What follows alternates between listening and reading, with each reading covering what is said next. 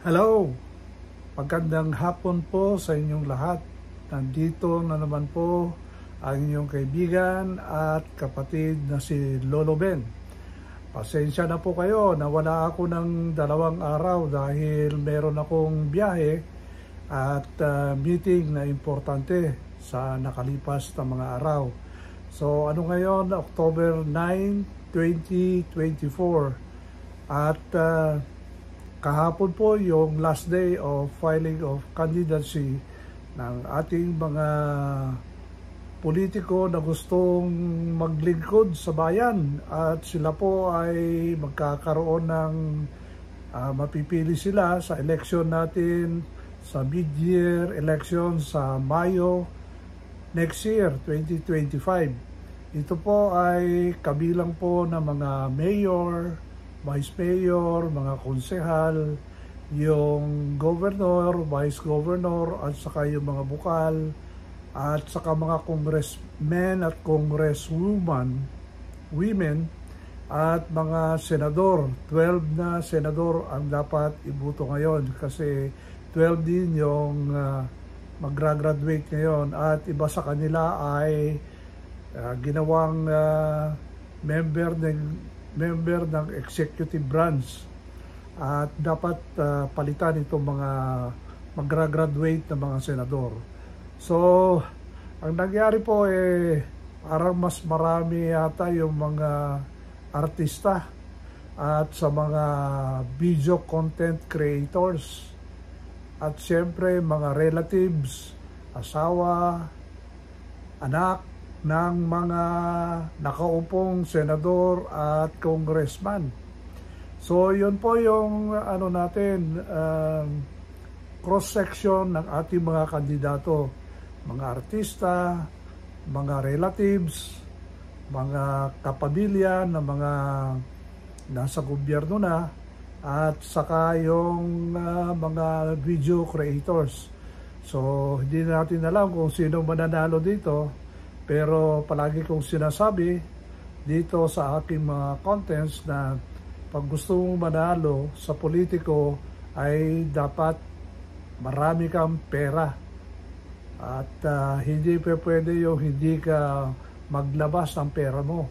Hindi porket millions yung followers mo kung ikaw ay video content creator ng YouTube at saka Facebook, sigurado ka ng mananalo na sa election. Maraming mga examples yan, yung mga naging failures.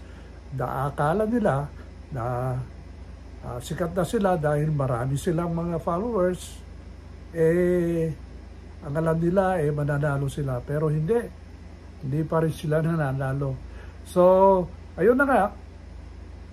At kahapon, meron na tayong bagong Secretary of Interior and Local Government at ito yung anak ni Secretary Remulla ng Department of Justice. Siya po yung governor ng Cavite, si John B. Remulla. Alam niyo, nagkaroon ako ng guessing contest sa aking Facebook page at sabi ko, sabihin nyo dito kung sino yung guess ninyo, yung akala nila magiging kapalit ni Secretary Abalos bilang Secretary ng DILG at marami namang sumali. Pero karamihan sa kanila hindi nila nasagot yung tunay o correct answer. So walang nanalo po. Marami nagsasabi sila Congressman Barbers, yung mga sikat na pamilya sa mga probinsya, pero wala ang nanalo si John B. Remulla. So, isa pang balita na gusto kong ipahatid sa inyo ay nagbasa ako sa mga bagong post ng YouTube channel. At effective October 15, papayagan na po ng YouTube channel na magkaroon ng shorts or reels. Ito po yung maiksing videos na tatagal ng, dati kasi tatagal lang ng 1 minuto or less than 1 minute. Pero effective October 15 po, papayagan na po yung mas mahabang shorts na ang tagal nito ng video ay 3 minutes and less than 3 minutes. So, instead na pahalang yung makikita nyo sa video ko, ito po yung pahaba or square. So, titignan na po natin kasi kung wala tayong maisip na video content, edi mag-short na lang tayo sa effective October 15. Ito po yung pahalang. Yung mga pagkain na pinupost ko dito sa YouTube channel na ito, yung mga niluluto ko at saka mga niluluto ng aking katulong at saka mga kinakain ko sa restaurant pag kumakain ako sa labas. Ito po yung mga example po ng shorts. Kung minsan nagbibigay ako ng payo na less than 1 minute, ito po yung shorts.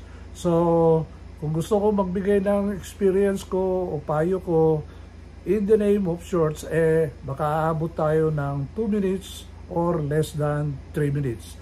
So, yun lang po ang balita ko sa inyo ngayong araw na ito at bukas sigurado magbabalik ako dahil nandito lang ako sa bahay ko dito sa bundok at wala naman akong ginagawa, exercise lang at saka gumagawa ng video content. Kung minsan, nagbabasa na lang ako ng balita sa Facebook o sa Twitter. And by the way, kung meron taga Florida dyan na nanonood dito sa video content ko, mag-ingat po kayo dahil padating na dyan yung Hurricane Milton. Ang sabi, ano ito? Type 5. So, ibig sabihin, malakas na malakas. Katatapos lang yung kalunos-lunos na Hurricane Helen doon sa North Carolina at sa balita ngayon more than 100 na yung mga nadiskubreng namatay at saka mga ari-arian na natepok o nasira at hanggang ngayon mayroong mga lugar na wala pang elektrisidad at continuous po naman ang pagbibigay ng tulong ng gobyerno sa mga tao sa North Carolina at ngayon naman sa Florida. Meron akong pamangkin, nakaka-transfer lang niya sa Florida mula sa New York. Nag-transfer siya, I think 6 or 5 months ago, nandun siya sa Florida. So, mag-ingat ka dyan, aking pamangkin. At tignan nyo, anyway, bagong kasal naman siya, meron siyang anak, at katatransfer nila sa isang city doon sa Florida dahil ang maganda doon wala silang tax. So mas malaki yung masasave nila doon sa Florida. Nakalimutan ko lang kung ano yung town sa Florida, pero mag-ingat ka dyan, pamangkin, at alagaan mo yung pamilya mo. Alam ko naman na mahal ka ng asawa mo. Itong pamangkin ko babae at kung minsan tumatawag sa akin pag nandun ako sa Amerika, pag nagbabakasyon ako doon. At nag-iimbita rin siya na pumunta ako sa Florida. Kaya sana walang mangyayari sa kanila at i-spare sila itong Hurricane Milton na ito. So yun lang po ang balita ko sa inyong lahat sa hapon ito at balik uli ako bukas. Salamat po at magandang hapon po sa inyong lahat. Bye-bye!